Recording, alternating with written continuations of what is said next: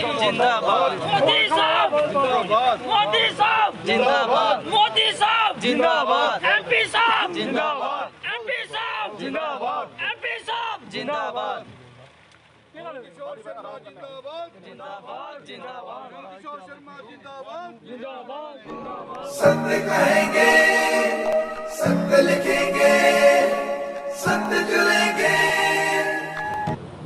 दैनिक star समाचार TV में आप सबका स्वागत है। आपको बता दूं कि आज भाजपा के सांबा जिला कार्यालय में हार्दिक अभिनंदन समारोह का आयोजन किया गया, जो जिला अध्यक्ष कश्मीरा सिंह के नेतृत्व में किया गया। और उसमें आज हमारे जो जम्मू रियासी लोकसभा सीट से भाजपा के प्रत्याशी जीतकर सामने आए थे एमपी पद से, वह तीसरी बार जीते थे, वह भी इस कार्यक्रम में पहुंचे और उन्होंने अपने कार्यकर्ताओं का अभिनंदन किया, क्योंकि जिस तरह से जो इस बार लोकसभा के चुनाव हुए हैं तो माना जा रहा था कि एक अच्छी फाइट होगी, लेकिन भाजपा के कार्यकर्ताओं ने अपनी कड़ी मेहनत और लोगों ने जो भाजपा के प्रत्याशी थे जुगल किशोर शर्मा जी, उन पर भरोसा जताते हुए फिर तीसरी बार जो उन्हें एमपी बनाया।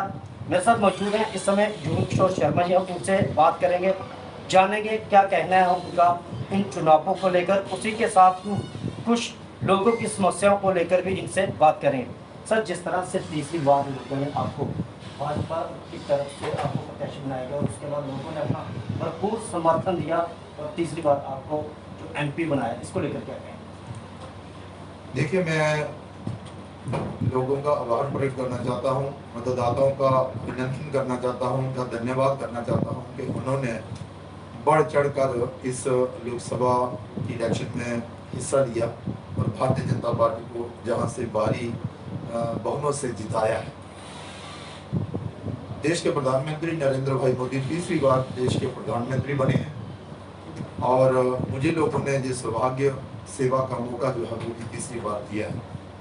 आज सांबा जिला में एक बड़ा कार्यक्रम किया गया जिसका नाम था मतदाता अभिनंदन कार्यक्रम, जो हमारे जिला के अध्यक्ष हैं और उनकी पूरी टीम है, उन्होंने इस कार्यक्रम का आयोजन जो था किया था। हमने मतदाताओं का आभार प्रकट किया है, उनका धन्यवाद किया है और उनको विश्वास दिलाया है कि आपने जो जिम्मेवारी हमें दी है, हम उस जिम्मेवारी को बखूबी निभाएंगे और सेवा भाव से आप लोगों की सेवा करेंगे, आप लोगों के बीच रहेंगे और आपकी समस्याओं और परेशानियों का जो है समाधान करेंगे। देश के प्रधानमंत्री नरेंद्र भाई मोदी जी के नेतृत्व में जो चुनाव लड़ा गया था और आप भी देख रहे हैं कि भाई 70 वर्षों के बाद शायद तीसरी बार लगातार कोई अगर प्रधानमंत्री बना तो नरेंद्र भाई मोदी बने हैं। लोगों ने काफी अरसे के बाद किसी एक व्यक्ति के नेतृत्व में केंद्र में सरकार बनाई है, वो है नरेंद्र भाई मोदी जी, जिन्होंने पिछले 10 सालों में लोगों की सेवा भाव से सेवा की थी और देश का मान सम्मान बढ़ाया था।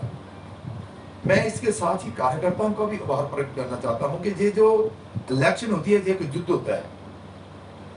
फील्ड में तो कार्यकर्ताओं को लड़ना पड़ता है, सांसद के नाते इलेक्शन के दौरान सांसद जो है या प्रत्याशी जो है वो एक बार आएगा, 2 बार आएगा, लेकिन रोजाना कार्यकर्ताओं, लोगों के बीच, मतदाताओं के बीच रहना, ये कार्यकर्ताओं को काम रहता है। मैं कार्यकर्ताओं को आभार प्रकट करना चाहता हूं कि उन्होंने भी बड़ी मेहनत और लगन के साथ काम किया है और ये तीसरी बार भारतीय जनता पार्टी का जीतना, ये अपने आप में एक बहुत बड़ी बात है। मैं आपके माध्यम से मतदाताओं का आभार प्रकट करना चाहता हूं। ये जो कार्यक्रम था, इस कार्यक्रम में भी सांबा विधानसभा के जो मतदाता थे उनके साथ आज का जो कार्यक्रम रहा। लेकिन जिस तरह से आपने जनता का और सांबा विधानसभा क्षेत्र के जो कार्यकर्ता थे आपके, उनका तो अभिनंदन आपने कर दिया, लेकिन अगर कुछ बातें या कुछ जो मुद्दे हैं लोगों के, उसको लेकर अगर बात करें तो सांबा में जो नेशनल हाईवे बना हुआ है, तो आपके बिल्कुल पास में ही जो ये ब्रिज है, रेलवे ब्रिज, ये एक काफ़ी पुराना मुद्दा, सिर्फ वन साइड से इसे चलाया जा रहा है, क्योंकि नेशनल हाईवे और रेलवे की आपस में कोई झगड़ा है, जिसकी वजह से जहाँ तक कई जाने जा चुकी है। इस मसले को किस तरह से आप देखते हैं? मुझे खुशी होती है इस बात की, अगर आप ये कहते हैं कि भाई सांबा जो शहर है और पूरे जिले के लिए एक मुसीबत जो बनी थी पिछले दिनों, वो था सांबा का फ्लाईओवर। तो केंद्र सरकार, नरेंद्र मोदी की सरकार ने हमारे प्रयासों से यहाँ पर एक नहीं अनेक फ्लाईओवर बनाए हैं ताकि जनता का सहयोग हो, उनकी समस्याओं का समाधान हो। सांबा वाला फ्लाईओवर हो, चिची माता वाला फ्लाईओवर हो, साथ ही डिग्री कॉलेज वाला फ्लाईओवर हो, नेशनल हाईवे हो, उसके बाद भी और बड़े सारे विकास के कार्य हैं। लेकिन सही है, जो कार्य ना हुआ हो उसी पर नजर रखती है। ये जो आप जिस ब्रिज की बात कर रहे हैं, तो अभी एक्सप्रेस वे जो है ना, वो एक निकाल दिया है, उसने सांबा को बाईपास कर दिया गया। लंबी दूरी के जो वाहन हैं, जो यात्रा है, वो एक्सप्रेस वे से जाएगी और ये जो नेशनल हाईवे है ये भी रहेगा। लेकिन उसके बावजूद ये जो रोड ओवर ब्रिज है ये बने, इनका तालमेल आपस में बने, रोड भी बंद ना हो और रेल यातायात भी प्रभावित ना हो, उसके लिए हमारे प्रयास रहेंगे। आपने हमारे ध्यान में ये भी समस्या भी लाई है, हम पूरा प्रयास करेंगे कि जल्द से जल्द इस समस्या का समाधान हो ताकि लोगों को परेशानी न हो।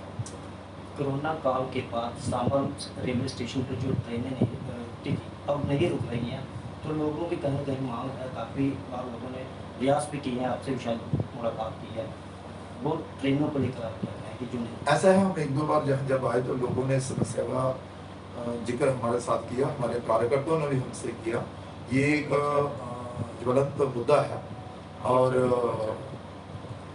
मैं एक बात आपसे कहूं कि लोग चाहते हैं वंदे भारत भी चले, लोग चाहते हैं राजधानी भी चले, लोग चाहते हैं एक के बाद दूसरी ट्रेन भी चले, और हम भी चाहते हैं और चाहते हैं कि फास्ट ट्रेनें चलें और जल्दी हम कटरा और जम्मू से सीधा दिल्ली पहुंचे। तो जब कोरोना काल से पहले जो ट्रेन खड़ी रहती थी, कोरोना काल में बंद हुई, डिपार्टमेंट को चाहिए था कि वो ट्रेनें सारी जहां पर रुकें। लेकिन अब हम जब प्रयास किए कि भाई ये होना चाहिए, रेलवे की तरफ से आया कि ट्रेन दिन ब दिन बढ़ती जा रही है, फास्ट भी होती जा रही है और अच्छी अच्छी ट्रेनें भी लग रही हैं, तो हर ट्रेन अगर हर पोलिंग स्टेशन पे रुकेगी तो फिर वो दिल्ली कब पहुंचेगी। हमने उनसे एक ही प्रार्थना की है कि आप नई ट्रेनों को जहां पर ना रोकें, हमें कोई परेशानी वाली बात। लेकिन जो कोरोना काल से पहले ट्रेन जहां रुकी थी उनको जहां पर रोका जाए, ताकि ये जो सांबा वाले लोग हैं इन्हें या तो कठुआ जाना पड़ेगा, या पठानकोट, या फिर जम्मू जाना पड़ेगा, तो इतनी परेशानी लोगों को नहीं होनी चाहिए। मंत्रालय ने हमें विश्वास दिलाया है कि हम विचार विमर्श करने के बाद यहाँ पर ट्रेन का ठहराव जो है उसे करेंगे। तो इस बार फिर हम लोगों ने हमें जिताकर वहां भेजा है। हम आने वाले सेशन में सरकार से बात करेंगे और जहां पर जो ट्रेन पहले खड़ी होती थी उनकी लड़ाई लड़ेंगे और जहां पर उनका ठहराव हो ये सुनिश्चित। धन्यवाद। जिस तरह से तीसरी बार आप एमपी बने हैं, तो कुछ मुद्दे आपके जो पहली बार एमपी बनने के बाद आपने लोगों से बातें की, कुछ वो याद करवाना हमारा। जी जी, लोगों ने कई बार हाँ ये बातें रखी हुई जी। तो आपको याद होगा कि जब आप पहली बार एमपी बने थे, तो उसके बाद 2015 में आपने एक तिरंगा रैली में शिरकत की थी, जो जिसका समापन जो शहीद ब्रिगेडियर राजेंद्र सिंह जी के स्मारक पर हुई थी। वहाँ पे आपने एक लोगों से वादा किया था कि वहाँ पे जो एक हाईलाइट तिरंगा जो लगाया जाएगा, तो ये अभी तक वो तिरंगा वहाँ पे नहीं लगाया था। सब बीत चुका है, तीसरा टाइम आपका भी आ चुका, क्योंकि वहाँ चुनाव के दौरान लोगों ने हमसे मांग की थी अगर आप कभी उनसे जरूर लगता था एक बार उनको जरूर जाना। मुझे लगता है कि वो काम इस समय लगा होगा। ये जो मॉडल कोड ऑफ कंडक्ट लगा उस कारण कुछ काम जो है वो बंद हो गए थे, लेकिन अभी वो काम चल रहा होगा। अगर ना भी चल रहा होगा, जो हमने कहा है उसे हम पूरा करेंगे और जल्द एक काम नहीं था, 2 दिन काम थे, उन कामों पर जो है प्रोग्रेस जो है वो जल्दी हो और काम लगे, जो हमने कहा उसे पूरा करेंगे। लेकिन मेरे ध्यान में मुझे ऐसा लग रहा है कि एक जगह तो हमने तिरंगा लगा दिया था और वो वही लगाया है। नहीं आप अच्छा नहीं वो गुड़ा सलाथिया में लगाया गुड़ा ये जो अंकुल जी कोई जानकारी है उसकी? ये जो आप कह रहे हैं अब राजेंद्र ब्रिगेडियर राजेंद्र सिंह बुरानी, उसकी बात थी तिरंगा झंडा तो वहां लगा हुआ था लेकिन वो सिस्टम से लगे, वो मोटर से लगे, फ्लैग मोटर उसका टेंडर हुआ। अच्छा वो मोटर से लगे, मोटर लगा लिया और मोटर के माध्यम से झंडा ऊपर जाए, मोटर के माध्यम से झंडा नीचे आए, उसका टेंडर लगा हुआ है, मुझे ध्यान आ गया। वो जल्द वो भी काम जो है उम्मीद की जा सकती है कि उनका आने वाला दिन जो है 2 महीनों के बाद 2 महीने के बाद हमारा पूरा प्रयास रहेगा। हम अपनी टीम को कहेंगे कि जल्द से जल्द वो काम होगा। Thank you. धन्यवाद धन्यवाद। जिस तरह से एमपी जुन किशोर शर्मा जी थे, काफ़ी अच्छी बातें भी इन्होंने कही हैं, लेकिन कहीं ना कहीं सांबा जिले की जो समस्याएं उनको लेकर ये गंभीर हैं और इन्होंने आज वादा किया है दैनिक स्टार समाचार के माध्यम से कि लोगों की जो भी समस्याएं होंगी इस बार उनको भी और प्राथमिकता दी जाएगी और इनका जो इस बार का टेनोर है इसमें जो सांबा जिले का खास ध्यान रखेंगे। बाकी आप लोग देखते रहें दैनिक स्टार समाचार। मुझे और मेरे सहयोगी को दें इजाजत। धन्यवाद।